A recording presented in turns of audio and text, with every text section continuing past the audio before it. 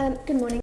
I'm a bit of an Olympics sceptic, and it's got nothing to do with the fact that I only got, out of all the tickets I applied for, I only got one for table tennis, but obviously that's not your responsibility.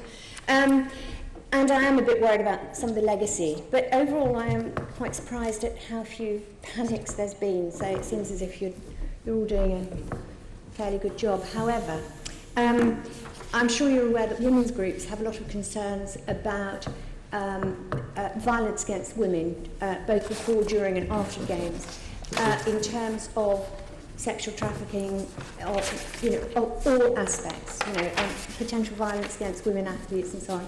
And I know you've got one or two measures in place, and I wondered if you could just tell me if you're thinking about any more proactive measures. I realise it's not just you, it's No, it's a perfectly reasonable question, and I know you've had we've had a number of conversations and communications on this. We do, of course, take this very seriously. I would make the broader point that there is no obvious escalation or evidence of escalation of this across Olympic Games. I think a very good example, actually, the way this was dealt with in a very good and constructive way was during the World Cup in Germany in 2006, where there was very close work with local agencies. We have communications and discussions, of course, with our national Olympic committees about the broader impact of law within the sphere of their own organisations, advice to athletes, particularly female athletes. So there's a lot of work going on, both between ourselves, the Met and the Home Office on this, and specifically through the organising committee. Why especially female athletes?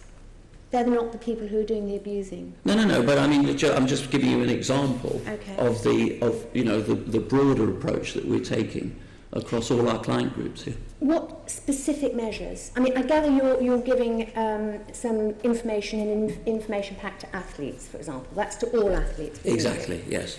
And what about training for your staff, so that they can recognise potential problems and so on? Is that something? Yep, absolutely. Yeah. That's something you're doing, is it? Yep, absolutely. Both in our organisation, and I think you'll find that the Olympic Delivery Authority would give you pretty much the same answer.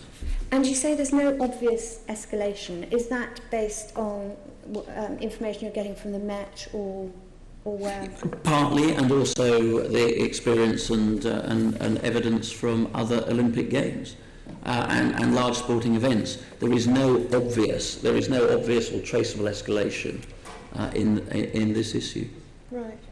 Because that's not what was expected, and I assumed that was based on other Olympics, other sporting events. No, it actually isn't. I mean, I'm not going to sort of, give you a blanket answer to that. But as far as we are concerned, the work and the discussions, consultation we've had, not just domestically but overseas, is that there is no obvious escalation in this issue.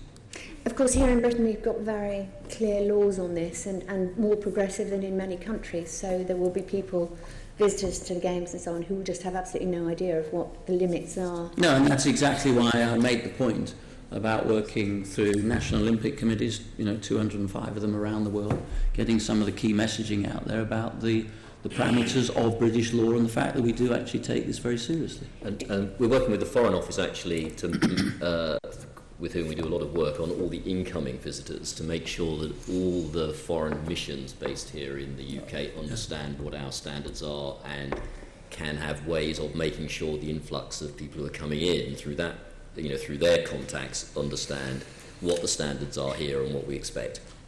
And do you feel that you've actually got it embedded in the whole concept of the games, so that the next games will have the same sort of standards against violence? Yes, yeah. So this is a really important point to us. I think to me, this is all wrapped up in what I call our approach to diversity and inclusion, and understanding how to deal with everybody in each constituency that we have as part of the games. And I think the work that we have done on this is regarded by the IOC as path-breaking. They've never really looked at it in this way, and they are keen to take on to future games the processes, the approach that we've begun to work on here. We've had a lot of help from him. Richard Barnes isn't here, but we work very closely with him and his committee here.